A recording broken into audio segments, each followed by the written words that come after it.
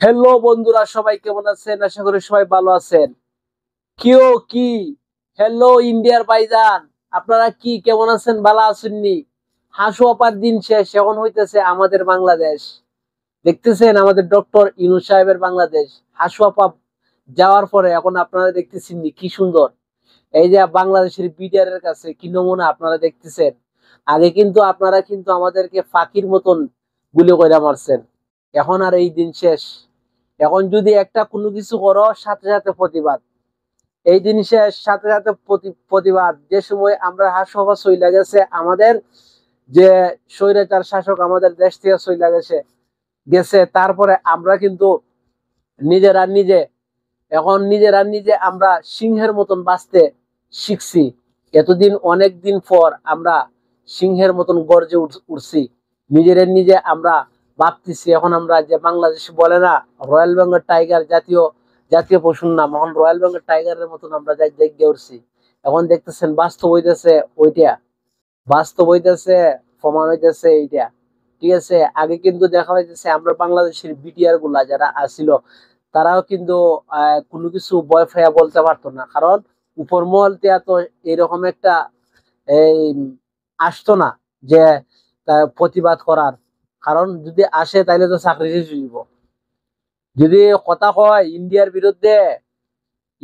বিরুদ্ধে যদি কথা কয় তাইলে তো চাকরি শেষ হয়ে যাব। এখন এই দিন শেষ। আমরা ডক্টর ইউনূস স্যার আওয়ার পরে তারপরে এখন যারা ওই যাইব, আশা করি আমরা সিংহের মতন বাঁচবো। আমরা তারা ভারত হইছে দেখেছে পারমাণু দেশের অধিকারী হইছে, যে কি হইছে।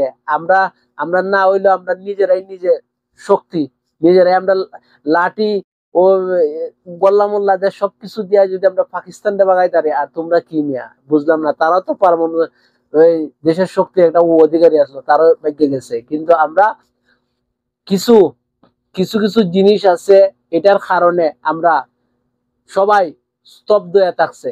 বাংলাদেশের বিডিআর গুলো ভয় পায়া কোনো কিছু হইতে পারছে না।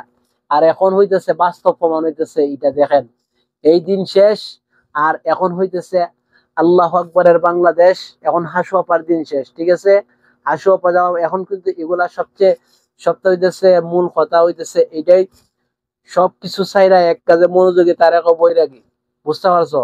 সব দিন শেষে এগুলা কিন্তু দেখতে ভালো লাগতেছে, কারণ তারা কিন্তু আমরা বাংলাদেশের মানুষরে যদি তারা সীমানায় পাইতো, ফাঁকির মতন গুলি কইরা মারতো, পাখির মতন গুলি কইরা মারতো।